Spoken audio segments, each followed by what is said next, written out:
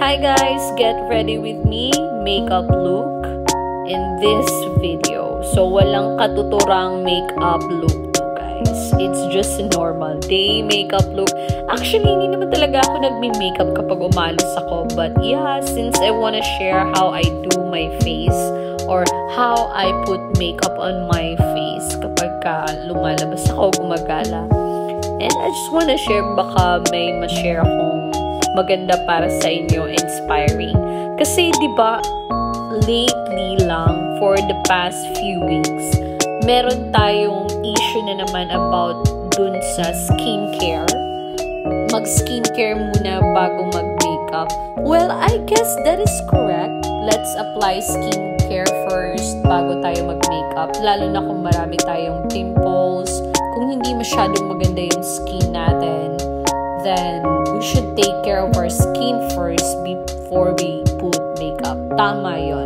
But it's not right to, alam niyo yun, yung parang kung hindi man maganda yung mukha ng isang babae or ng isang tao, kung hindi masyadong maganda, and then nagme-makeup siya, kung marami siyang pimples, kung marami siyang melasma, kung itim-itim na yung mukha niya, hindi maganda na kailangan mo pa talagang ipaalala yun or sabihin.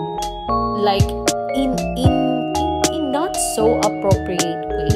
Kasi there's a lot of way to express your statements in a good way. In a good way na hindi masasaktan or wala kang masasaktang ibang tao. I mean, paraphrasing your statements for the benefit of everybody is not so bad, diba? Or it's not so time-consuming naman siguro. Or maybe, sinabi lang ng isang vlogger na yon. Alam niyo na guys kung sino yung vlogger na sinasabi ko. He became viral talaga sa TikTok when he really, alam niyo yun, directly point out dun sa mga influencer, makeup influencer na hindi magaganda yung mukha, na maraming pimples. You know, that's very rude. Alam niyo yun? Napaka-rude naman niya. Oh my God. Ayoko na siyang pag-usapan. So, this one, I'm really trying to get ready with my face. I mean, pinapakita ko lang sa inyo naturally on how I get ready with myself daily. Kapag umalis ako or lumalabas ako, tas nagme-makeup ako. Well, para sa akin ha, it doesn't really matter kung yung mukha mo ay maraming pimples or melasma or kung ano man yan, dry man yan, oily man yan. And if you like to do makeup to yourself, then go. There's nothing wrong with that. Don't be afraid of showing yourself. Kung meron kang pang-afford ng skincare products ng derma, then go. Kung wala, doon ka lang sa kung saan mo kayang mag-afford or saan mo kayang, sumugal ng pera para pang-invest sa mukha mo. Kasi kapag nag-invest tayo sa mukha natin, guys, let's make sure na meron tayong pera, na meron talaga tayong budget for that. Hindi yung nag-i-exceed na tayo. May pang skincare nga tayo pero wala tayong pangkain. May ganon. Syempre, unahin muna yung pangkain, no? May pang skincare tayo pero wala tayong pambayad ng utang. May ganon ba? Wala. Walang ganon. So, let's make sure na talagang nagbabayad tayo muna ng ating mga bills bago tayo bumibili ng ating skincare products. But yeah, never forget to invest in yourself. Kailangan nating mag-invest sa ating sarili. Alagaan ang ating sarili kasi that's really important para sa akin. Kasi, alam niyo yun, life is too short to worry about the things na hindi naman kailangan na. I mean, and life is too short para maging rude tayo sa ibang tao, di ba? Napakaganda ng mundo, guys. Napakaganda ng tao. But if, alam niyo yun, kapag kayong isang tao, toxic talaga, hindi talaga yun maganda sa buhay ng iba.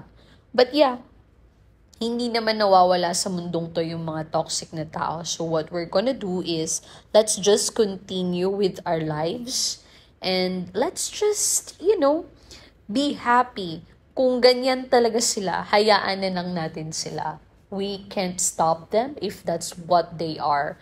Kasi decision nila yan eh. Kung gusto nilang maging toxic sa buong buhay nila dito sa mundo, then pabayaan natin sila. Wala tayong magagawa kung ganyan talaga sila. Sa atin, kung ano yung mga bagay na kaya lang natin kontrolin, yun lang yung gawin natin, yun lang yung i-control natin. Pero kung kagaya ng mga toxic na tao na hindi natin makontrol, then let go of them. Let's just move on with our lives and wag na tayong magpa-apekto sa kanila. Kasi ang importante is nagagawa natin kung ano man yung dapat natin gawin, kung ano man yung gusto natin gawin, at kung ano man yung nagpapasaya sa atin. Ang importante, may mga tao pa rin na nagmamahal sa'yo, may mga tao na tanggap ka kung sino ka, at may mga taong mahal ka dahil ikaw yan. At hindi ka nagpa-pretend, you're not hiding anything. Kahit papuno ka ng pimples, melasma, dry, or oily skin, wala. It doesn't matter.